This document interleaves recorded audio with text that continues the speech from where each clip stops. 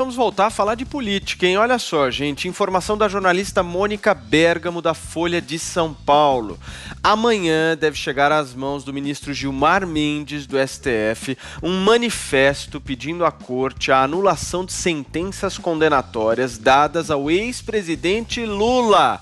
Segundo a jornalista, cerca de 400 lideranças políticas de entidades, associações e universidades de países da América Latina, África e Europa assinam o documento no qual é dito que o petista teve negado o direito a um julgamento imparcial.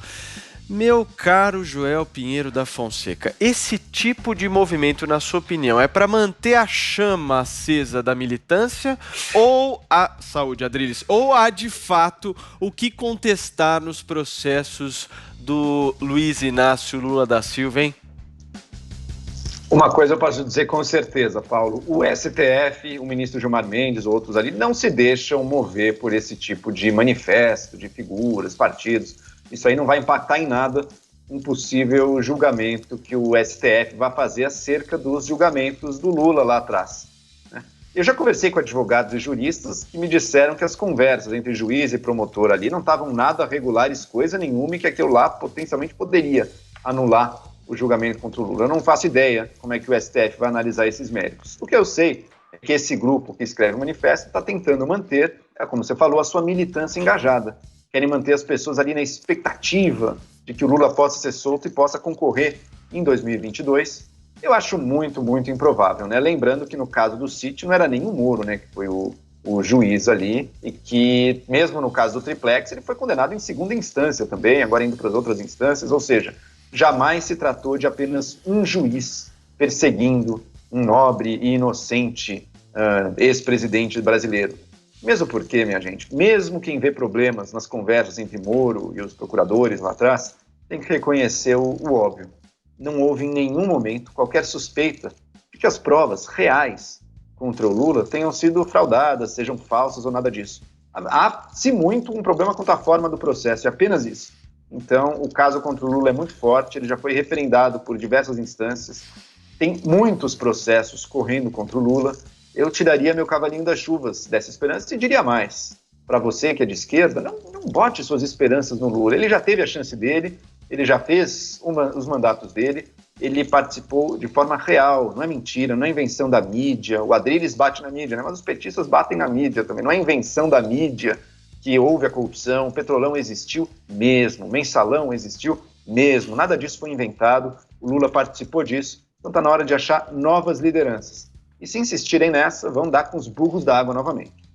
Agora, eu vou falar uma coisa pra vocês, hein? Lá no fundo, assim, bem no fundo, o presidente Jair Bolsonaro, se vê o Lula candidato à presidência da República, dá uma comemorada, não dá não, Adriles? Sem dúvida alguma.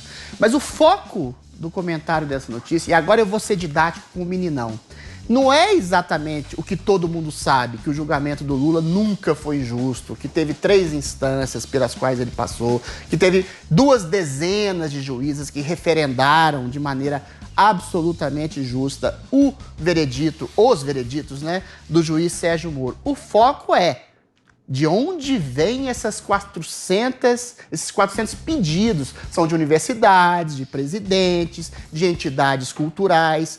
Tudo isso tem nome, Joel. Tudo isso se chama globalismo. São entidades midiáticas, políticas, sociais, jornalísticas que criam exatamente uma narrativa histórica falsa em nome de um princípio comunista velho, ultrapassado, mas que ainda é vigente. Minta, rouba, fraude pelo projeto de uma revolução socialista futuro. Parece teoria da conspiração, mas é isso. Quando você tem instituições intelectuais, presidentes, políticos, dando de ombros para a realidade e referendados por coisas como filmes, como o da Petra Costa, o Democracia em Vertigem, substituindo o todo pela exceção, dizendo que a polícia americana, por exemplo, é toda racista. Ou seja, esse tipo de narrativa falsa empurra o princípio de justiça para um princípio de narrativa falseada histórica. É isso que essas entidades querem. Se elas não conseguem, a curto prazo, convencer o Gilmar Mendes, porque o Gilmar Mendes realmente não vai ser convencido por essas entidades, porque ele já é convencido pelo próprio desvio de caráter que ele tem nos julgamentos que ele faz. Mas elas vão impor uma narrativa no futuro, pelo menos uma dúvida no futuro, que cria exatamente a possibilidade, essa sim, de fake news que fica arraigada em boa parte, por exemplo, do eleitorado brasileiro que ainda crê no Lula, exatamente respaldado e referendado por essas entidades que eu chamo, sim, de globalistas, que querem impor uma narrativa falsa a toda ordem e a toda forma. É isso que faz com que surjam essas fake news, é isso que faz com que surja um judiciário exatamente respaldado em fake news, que cria perseguições, é isso que faz políticos populistas que vençam bons governos, como os do Donald Trump, baseado em histeria coletiva e referências midiáticas, sim, socioculturais e políticas falsas. É a isso que se chama globalismo. O tese do globalismo é fácil, né, Adriles? Porque quem é e quem não é podem estar todos no mesmo saco. A Globo, por exemplo, foi das principais promotoras. A Globo, por exemplo, foi das principais promotoras do que se chama do lava-jatismo, né? Então ela enfatizou muito Sérgio Moro, Lava Jato, combate à corrupção. A Globo, sim, a Globo, o Grupo Abril, todos esses estavam juntos ali. Todos esses estavam juntos ali, ajudaram a alçar o Moro à condição que ele chegou. Mas eles também são colocados por você junto do globalista, junto do pessoal que está pró-Lula agora. É todo mundo. Basta não ser pró-Trump, pró-Bolsonaro, que você já está automaticamente colocado 400 entidades globalistas. Centenas internacionais. Adriles, com relação à mídia americana... Eu vou passar a palavra para você, aguenta aí. Vamos lá. Joel. E com relação à mídia americana, Adriles, você esquece que a mídia americana não é um monolito. Você tem uma Fox News. A Fox News é globalista também. A Fox News também já deu vitória do Biden ali. Então não tem esse domínio de um lado só, é toda a mídia junto. É uma tentativa. Não existe isso, pessoal. Não existe esse conluio das organizações.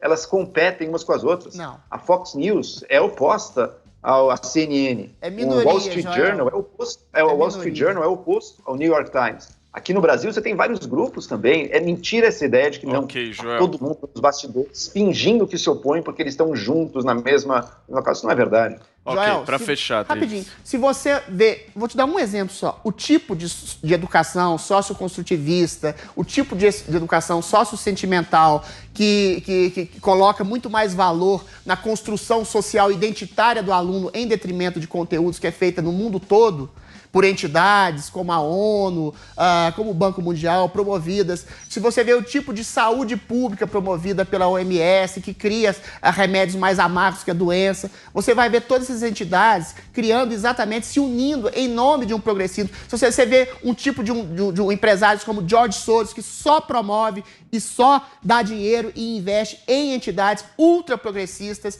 que fazem esse discurso ambientalista de esquerda, de que o Lula teve um discurso, um julgamento injusto, você vai ver um conluio, um conglomerado gigantesco, quase imperialista, subliminar, que é o que se chama globalismo. Os conservadores são minoria. Bolsonaro e Trump, por exemplo, só foram eleitos como sintomas a esse globalismo. Só que ele está voltando a vencer.